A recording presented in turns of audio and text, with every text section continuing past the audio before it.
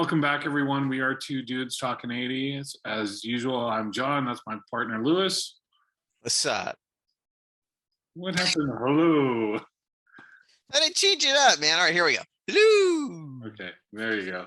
Sounds kind of Mrs. Doubtfire-esque, but that's okay. Today we're going to talk about, since we're close to the holidays, we're going to talk about Christmas and what we remember about our, Christmases back in the 80s. Always a fun time, something we always would look forward to. Lou, first off, I got to ask, did you have any Christmas traditions? What were you? Were you presents on Christmas Eve or Christmas Day? So, as you know, I come from a Portuguese family. We're messed up. We do it on Christmas Eve. And the one thing that sticks out for me, it was 80s, 70s, actually throughout my entire life, even today, is that we always have pizza. We have like tons of other stuff, but we always have to have pizza on Christmas Eve. And to this day, that's a tradition that I uphold. But yeah, that sort of traverses everything, not just the 80s. But I do finally remember Round Table Pizza. Always going there to grab it. And then when I was working there, I actually brought it home with me. And good stuff, Maynard. There's nothing wrong. That sounds like a great tradition. My family, typically for us, what we would do is we would get together with all the family, the cousins, the aunts, the uncles, and we would get together on Christmas Eve. Typically for us, our tradition was we would just get like deli cold cuts and things like that, and hard rolls and that kind of thing, and just make sandwiches and open presents and enjoy each other's company. That was, at least we try to enjoy each other's company. Sometimes that worked better than others. And then we would, Christmas Day was reserved for the immediate family. So we would open presents, from Santa Claus on Christmas morning and spend the day with the family. And of course, we had the very 80s fake tree. I don't think in my growing up, I never had a real tree until I was finally as an adult and lived in my own house. How about you guys? Yeah, we had the same plastic tree for many, many years. At some point, my parents decided to start changing it up and putting in, a real Christmas tree. But I can't remember when that was, if that was in the 80s or not. It might have actually been in the 80s. All right, very cool. The other thing that I used to really remember fondly, I don't know if you do the same thing, but Hillsdale Mall, back when it was an outdoor mall, they had those, I don't know what you would call them, but they had those scenes, holiday scenes that they would always put out in those giant like snow globe type things. Yes, that's snow globe. You know, and I always enjoyed, for whatever reason, I was always fascinated by that, and I loved going to Hillsdale Mall and looking at the scenes and the snow globes around the holidays. I always thought that was something really special. I do remember that. I remember them having it was this big display, but it was like you said, it was like these old compartmentalized, almost like rooms. And I don't remember snow globes, and they might have had some of those as well. I just But it remember that they were rounded and they were like hmm. these big, they were kind of bigger structures that were rounded and see through, similar to like what you would think a snow globe was. And I don't know what else you would call them. They weren't a snow globe, obviously, but kind of looked something similar to that. But I do remember that. I do remember that. That was mainly like you said, it was an open air mall. Yeah, it's kind of funny. It seems like the trends keep changing, open air mall, then it goes back to closed, and it goes back to open. So, and now, malls are kind of going the way of the dodo bird, sadly. But in regards to the 80s, do you have any presents that really stick out for you that were particularly special during the 80s? As a matter of fact, there's a couple, but there's one that I really really wanted, and I finally got it after maybe it was a couple of years that it had come out. And do you remember the handheld electronic football games? Oh yeah. So Mattel had come out with the original one, and I think that one came out in 74 or 76. I was sort of shocked when I was doing research on that today. And then they came out with the green one, because the first one was beige and the second one was green, and that was football 2, where you could actually pass once the little blips cross the line of scrimmage. You could actually pass over their measly heads and get it to your receiver. And I wanted it so badly, and I remember that our family friend Zeka, she got it for me for Christmas, and I have a picture of it with me with my big ass glasses and my feathered hair, and God, I miss my feathered hair. But I'm saying they're Indian You miss style playing hair. on this thing. What's that? You miss hair. I miss hair. Yes, yes. I have stubble now. But I so I've got this picture of me with my big glasses and my hair and sitting Indian style next to the Christmas tree playing it, and my little cheesy mustache coming in and stuff. But it's yeah, that's definitely one that sticks in my head, and I still have that game somewhere around, not So, in cellophane. and thank you. I'm gonna cheat a little bit because it's not quite 80s, but it's just close enough. It was Christmas of '79, so we're almost in 1980, and so I'm gonna cheat a little bit. But I remember vividly they used Atlantic Records right before Christmas had this. They had played this commercial over and over, and they would give snippets of Head Games by Foreigner. Um, I think they did.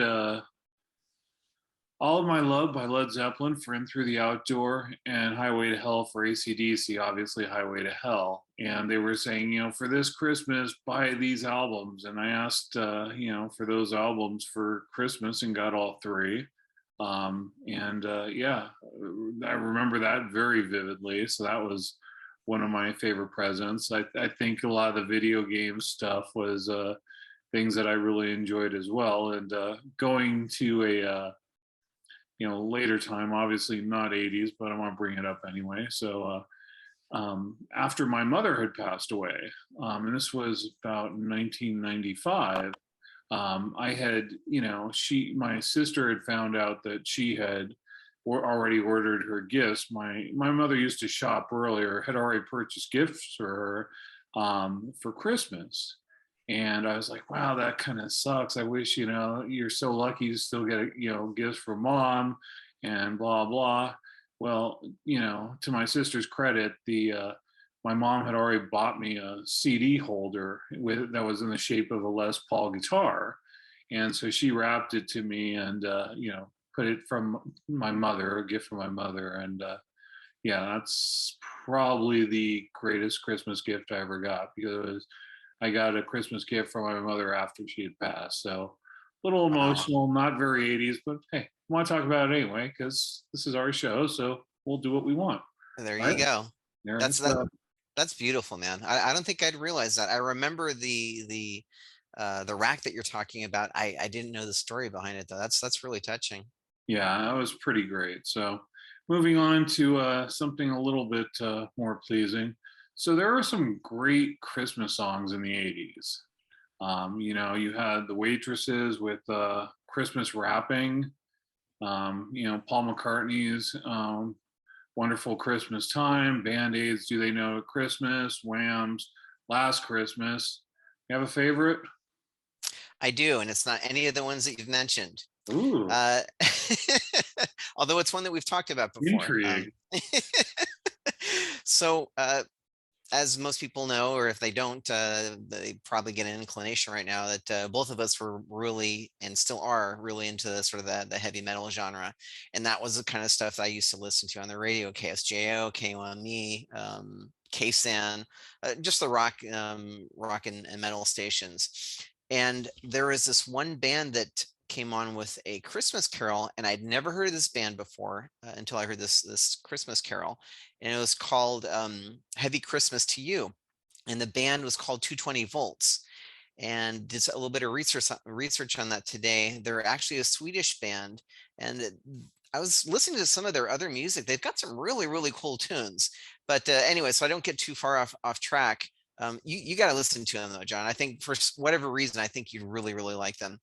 but so they had this heavy metal Christmas song which came on the radio. It's like I thought it was like the coolest thing ever. I just loved it, and they played it for maybe a couple of seasons and no more.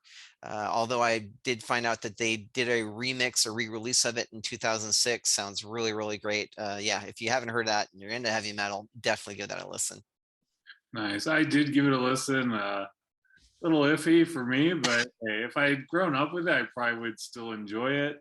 But yeah, it was a little questionable for me.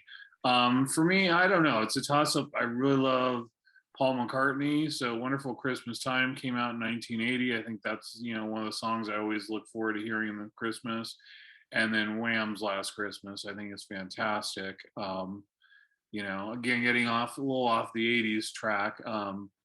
They came out with a movie a couple of years ago called Last Christmas with Emilia Clarke from Game of Thrones. And in the movie, she performs a version of Last Christmas, but it was really done well and very upbeat, and just completely changed the tonality of the song to, where Wham's version is obviously a little depressing and hers was much more upbeat and fun. Love both versions. So if you're into Last Christmas and want to hear a different version of it, don't see the movie. The movie sucks. But Amelia Clark's Last Christmas, it's on YouTube. Really good version of it. So I recommend that. Awesome, man.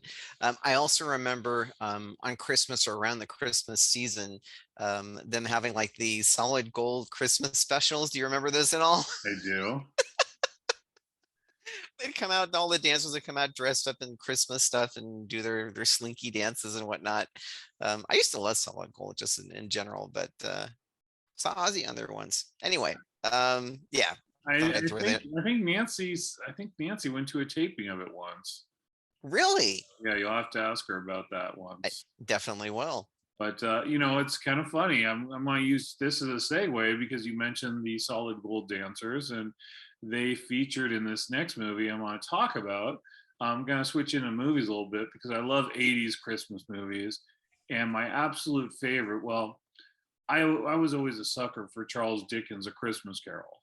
And I used to watch all the different versions of it. And I would always be excited to see the new ones that were coming out. So in 1988, you can imagine my excitement when they were telling the story of Ebenezer Scrooge using Bill Murray as Frank Cross in Scrooged. And yes, the Solid Gold dancers are in that movie. To me, it's not Christmas until I see that movie. It's hands down my favorite 80s Christmas movie. It's hands down my favorite Christmas movie. Just saw it a couple days ago at the New Beverly. I saw it a few years back at the Alamo Draft House.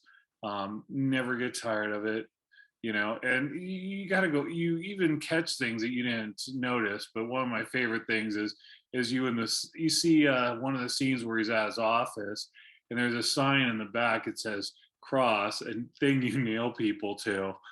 And it's just so inappropriate, but so damn funny.